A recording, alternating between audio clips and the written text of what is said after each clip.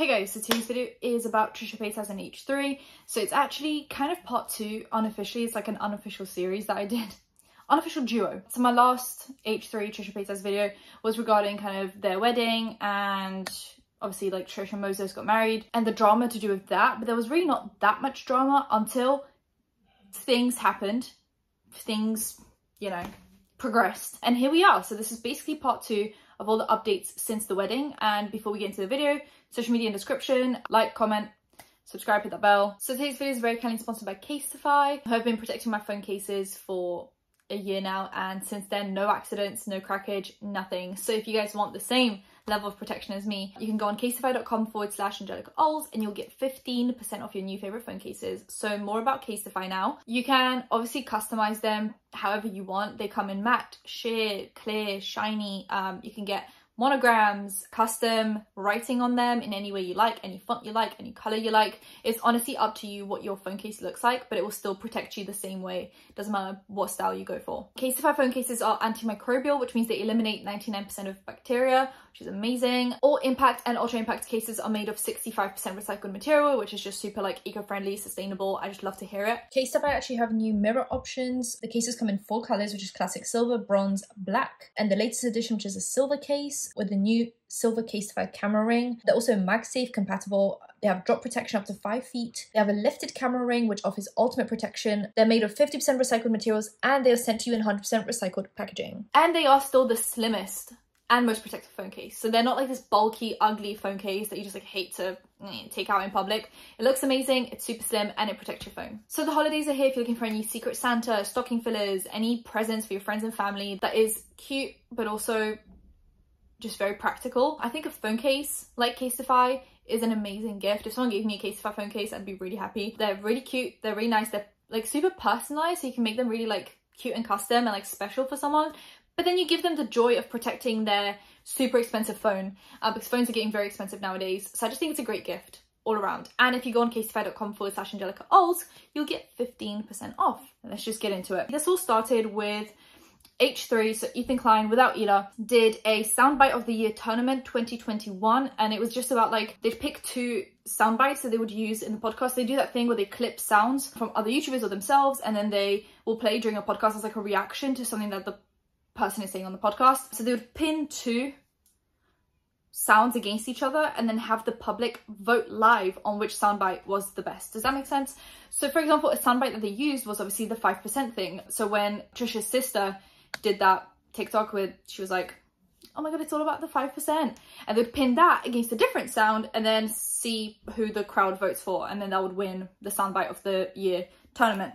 So they actually changed the thumbnail and title. So there was a thumbnail that was to do with Trish, and then I'll try to find it, I'm sure it'll be somewhere, and then they changed it back to like a tournament related thing. At around 1 hour 24 minutes they start mentioning Trish and some like pretty things, and then I think at like 2 hours and something they start mentioning things again, but I've got all the summaries anyway. And actually since then, since I've taken my summaries, Ethan has clipped out the bits about Trisha Paytas. So the video was 4 hours and something, I think it was like 4 hours and 1 minute, and now it's dipped below 4 hours. I think it's like 3 hours and 40 minutes or something like that. So Ethan has actually gone in using the YouTube software, edited out any time he spoke about Trisha Paytas. So that's pretty interesting. Now you're getting the summary of like the deleted clips. So he says that he didn't talk about Trisha Paytas due to the wedding happening. So Ela actually asked him to not talk about Trish because the family was coming over for the wedding, and they just didn't want like an awkward situation. He says that now that the wedding is over, like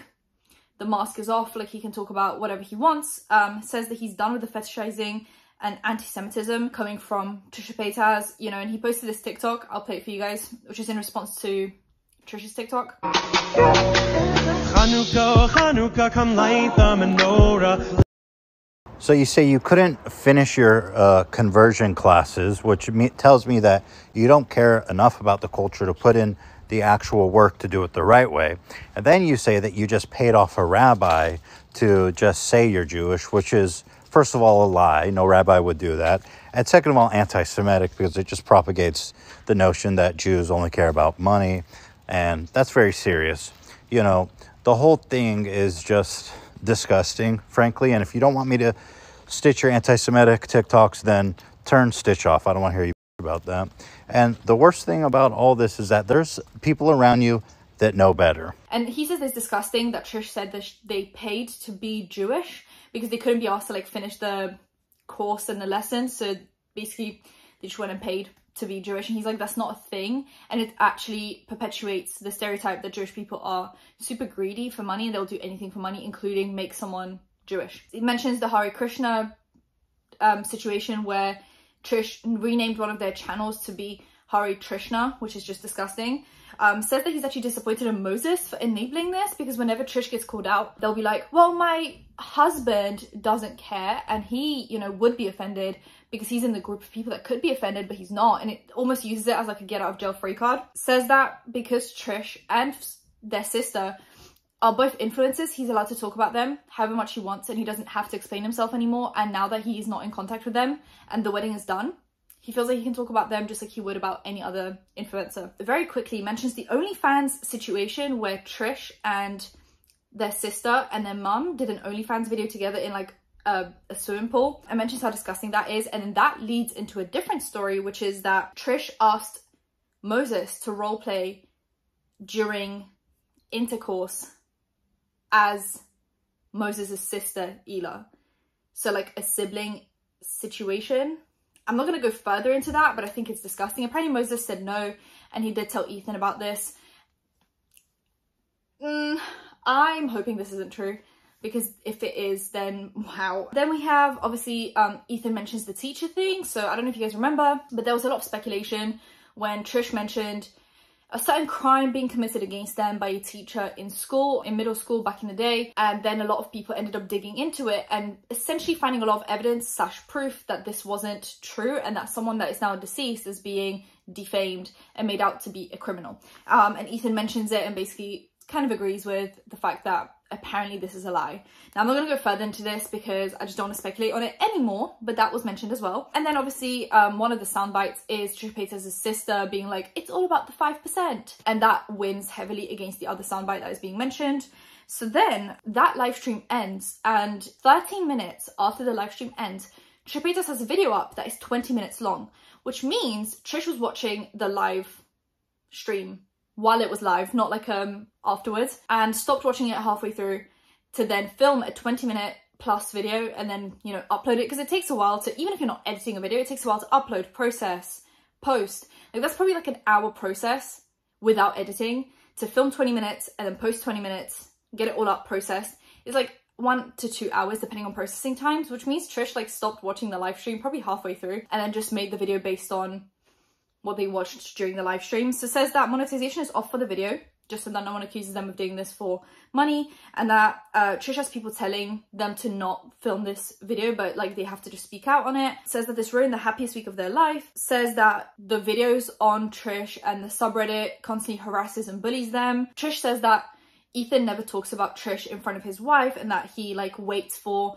Ela to leave because this is like a burden on their relationship, and that Ela just keeps on telling him to like not talk about Trish, but he does it behind her back, and that like he should just like focus on his relationship instead of talking about Trish. I think it's such a weird statement to make. It's so strange because literally at the start of the video Trish is like, people are telling me to not do this, and by people I think Trisha means Moses. So like as much as you're saying Ethan doesn't listen to his wife and that's a burden on their relationship, you're also not listening to Moses and that's a burden on your relationship. So anything Trish is saying could easily be turned against them. Says that, you know, there's harassment, bullying, that the videos keep on inciting hate against Trish, that Ela asked Ethan to not talk about Trisha Paytas until after the wedding, and that Trish thinks it's like disgusting and it's almost like threatening because it was like this looming thing that they're going to start talking about Trish again after the wedding. Says that they shouldn't have dragged Trisha Paytas' sister into it for the 5% clip because Trisha's sister gets a lot of hate for it and had to like delete TikToks and go private and feels a lot of harassment. But like, if you're a social media figure, even if you're someone's relative, like let's say Trisha Paytas' sister grew on Instagram and TikTok and YouTube because of the fact that she's Trisha Paytas' sister, she is now an influencer in her own right. So like when you're an influencer in your own right, not just a family member, you have the right to be dragged if you do something that's a bit silly, do you know what I mean? And mentioning the 5% thing and the fact that they didn't want to pay for the Disney trip. Do you guys remember that? When like she did this whole TikTok thing about how Ethan invited himself to Disney and then like refused to pay, and that he like didn't want to pay in restaurants and they had to like pay for him. and like he already takes the 5%, so he should have like offered to pay. It was like really weird bunch of TikToks that Trisha's sister made. So because she's an influencer in her own right and she inserted herself into drama, I feel like Ethan has every right to talk about it. I think that's my opinion. And then Trisha Paytas says that whenever someone asks them to stop talking about them, that Trish does it, and I just disagree completely. James Charles is a great example of this. James asked Trish to stop talking about him when Trish was dragging him on frenemies, and Trish basically was just like, I hate you, how could you ask me to stop talking about you, yada yada yada. Charlie and Dixie didn't stop talking about them when Charlie was literally crying on Instagram live, being like, I'm being bullied, I'm being harassed by adults.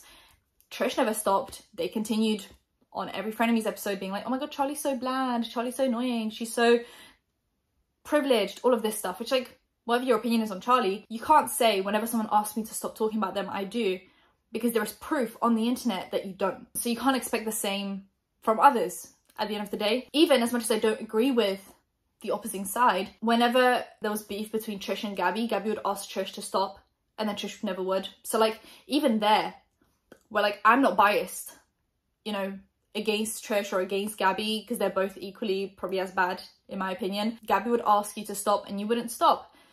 There are so many examples of Trish not stopping when people ask her to, so to ask for that same privilege, it just doesn't work. They say that this takes them back to the Vlog Squad days when like they kept on getting harassed for stuff, calls Ethan unhinged and obsessed. And that's basically where the video ends, like that's the summary of the video. But then since then, like I said, H3 cut out the Trisha Paytas parts. Trisha Paytas deleted this video. Trisha Paytas now did a live stream called Sending Love to Everyone, where they talk about love and religion and how much they regret, you know, the stuff they did to Charlie D'Amelio and Dixie D'Amelio and everyone that they've spoken about, and how bringing other people down is just a sign of weakness and it shows kind of your character more than other people's character. And it's like a big, like, I send love to everyone, love, peace and happiness to everyone. It's just such a drastic difference to the video before that is now being deleted. And then H3 actually has now announced, like premiered a live stream that I can't watch yet because it's not up, and I'm filming this video now because I can't film it. I can't wait for the live stream and then film because I have an appointment, but I will film an update once. If there's anything in there that I need to mention, I will do an update on that. But it's a live stream called The FBI Raided Us This Morning. Oddly, I feel like with the timing, it's not a coincidence. Like, I feel like maybe this FBI raid has something to do with this whole drama. I don't know if it's Trisha doing it. That would be wild. That would be too much. Or if it's just like Trisha fans doing it. I'm not sure, but he was raided by the FBI again and there's a live stream for that. So I'm just going to wait to see what Ethan says. But that is actually all the updates for today. If you guys enjoyed the video, give it a thumbs up, comment down below anything to comment down below, including just anything you think about the situation. Subscribe, hit that bell, and I'll see you in my next one. Bye guys.